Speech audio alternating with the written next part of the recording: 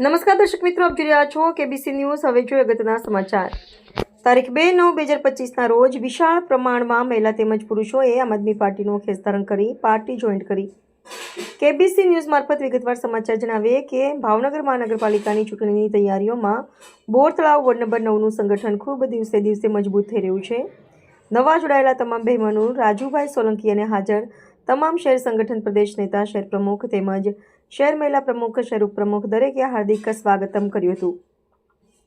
શહેર મહિલા પ્રમુખ ટીનાબેન સોલંકીના વરદ હસ્તે મહિલાઓએ આમ આદમી પાર્ટીનો ખેસ ધારણ કરી પાર્ટીમાં જોડાયા હતા અને પુરુષોએ ઉપસ્થિત શહેર પ્રમુખ, ઉપપ્રમુખ, પ્રદેશ નેતાઓ, શહેર સંગઠનના આગેવાનોના હસ્તે આમ આદમી પાર્ટીનો ખેસ ધારણ કર્યો હતો।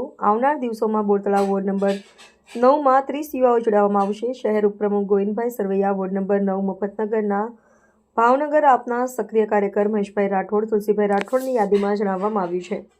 આમ આદમી પાર્ટીમાં જોડાવા લોકોનો ઉત્સાહ વધી રહ્યો છે। રિપોર્ટર મુસ્તકભાઈ મેઘાણી, ભાવનગર। સૌપ્રથમ તો આજે બોર તળાવ વિસ્તારની અંદરથી ખૂબ મોટી સંખ્યામાં ગોવિંદભાઈના નેજા નીચે બહેનો આમ આદમી પાર્ટીની વિચારધારા, આમ આદમી પાર્ટીમાં જોડાવા માટે અહીં ઉપસ્થિત થયા છો। તમામનો ખૂબ ખૂબ આભાર અને તમામને આમ આદમી પાર્ટી પરિવાર આવકારે છે। ખાસ કરીને આજની આ મિટિંગની અંદર આપણા શહેર પ્રમુખ ભાઈ શ્રી ઘનશ્યામભાઈ પટેલ, એવા જ પ્રદેશના નેતા ઉપપ્રમુખ એવા ગિરધરભાઈ પડાયા, એવા જ ભાવનગર શહેરના ઉપપ્રમુખ ભાઈ શ્રી BN મારુ સાહેબ, એવા મહિલા પ્રમુખ ટીનાબેન સોલંકી, એવા જ ભાઈ શ્રી મુસ્તકભાઈ મેઘાણી, સંગઠન મંત્રી અને પ્રભારી એવા કમલેશભાઈ સોલંકી, ઉપપ્રમુખ એવા અતિકભાઈ બિરલિંગ, જગદીશભાઈ ભોકળવા, ગોવિંદભાઈ, આ તમામ આમ આદમી પાર્ટીના અમે લોકો આમ આદમી પાર્ટીમાં શું કરવા જોડાયા, આમ આદમી પાર્ટીમાં જોડાઈને અમે શું કરીએ છીએ એ તમામ વિગતો ભાઈ શ્રી મારુ સાહેબે આપણને આપી અને તમને બધું સમજાયું। પણ આમ આદમી પાર્ટીમાં શું કામ જોડાવું એ તમને હું બીજી વાત કરું કે જે દિલ્હી અને પંજાબની અંદર આમ આદમી પાર્ટી એટલે કે અરવિંદ કેજરીવાલ સાહેબ, એમાં અરવિંદ કેજરીવાલ સાહેબને કેટલા લોકો ઓળખે છે? ઓળખો છો? કોઈ નથી ઓળખતા। આ પાર્ટી ભાજપ, કોંગ્રેસ જેમ છે એમ આમ આદમી પાર્ટી નવી પાર્ટી આપણી બની છે। નવી એટલે 10-12 વર્ષથી છે, એ ભાવનગરની અંદર ચાલુ થઈ છે અને ખૂબ આખા ગુજરાતની અંદર આમ આદમી પાર્ટીમાં દરરોજના 8-10 હજાર લોકો તમારી જેમ જોડાય છે। શું કરવા? આમ આદમી પાર્ટી નાના માણસોની પાર્ટી છે, ગરીબોની પાર્ટી છે, પછાત સમાજની પાર્ટી છે।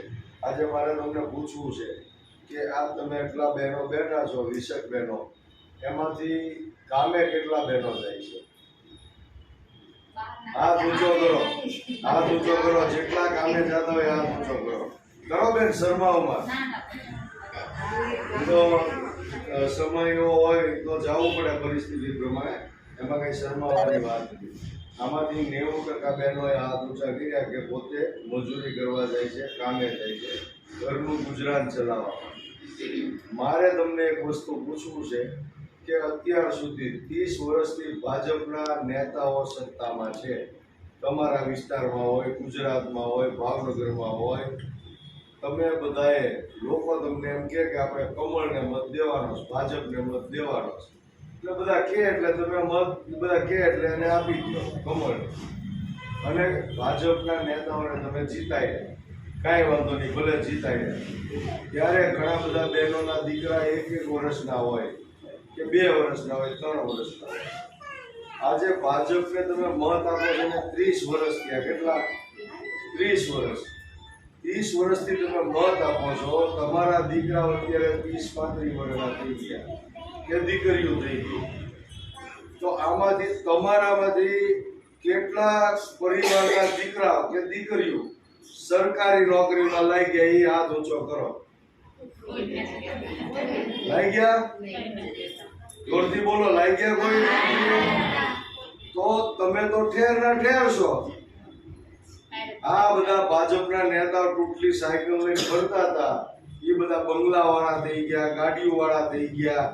તમારે તો ટેક્સ ભરવો જ પડે છે, ભાઈએ વાત કરી એમ, જે તમે વેરો ભરો છો ને તમારે વેરો આવે, નળ પાણી વેરો આવે, સફાઈ વેરો આવે, ઘર વેરો આવે, આ બધો કોઈ મેકી દેશે? તમે એમાં 2, 4, 6 મહિના મોડું થાય, સગવડતા ન હોય એટલે તમારી ઉપર નોટિસ આવે કે જો તમે 15 દિવસમાં ટેક્સ નહીં ભરો તો તમારા ઘરને સીલ મારી દેશું. એટલે આપણે વ્યાજે લાવવા પડે, ઉછીના લાવવા પડે, 20% લાવવા પડે, એમ કરીને આપણે વેરો ભરવો પડે. તો આપણે આ વેરો ભરીએ છીએ, વેરો મતલબ પૈસા સરકારને આપણે આપ્યા. સમજો, આ સમજવા જેવી વાત છે. તમે લોકો વેરો ભરો છો 1500, 2000, 1000 જેટલા આવતો હોય એટલે જેને વેરો આવતો હોય, ઘર વેરો, પાણી વેરો, સફાઈ વેરો. તો આ વેરો તમે જે ભરો છો એ સરકારમાં જાય. સરકાર એટલે ભાજપ આગળ જાય. ભાજપ આગળ જાય એટલે એને આ પૈસા, તમારી જેવા લાખો લોકોના પૈસા હોય, એ પૈસા કરોડોની રકમમાં ભેગા થાય. કેટલા? કરોડોની રકમમાં. તો એને એના પૈસાનું શું કરવાનું હોય? તો તમારા બાળકો માટે સારામાં સારી નિશાળ બનાવવાની હોય. સારામાં સારી, જે બંગલાવાળાના છોકરાઓ ભણે, ગાડીઓવાળાના છોકરાઓ ભણે, એવી નિશાળમાં તમારા છોકરાઓને ભણાવવાના હોય. તો તમારા વિસ્તારની અંદર એવી નિશાળો છે ખરી?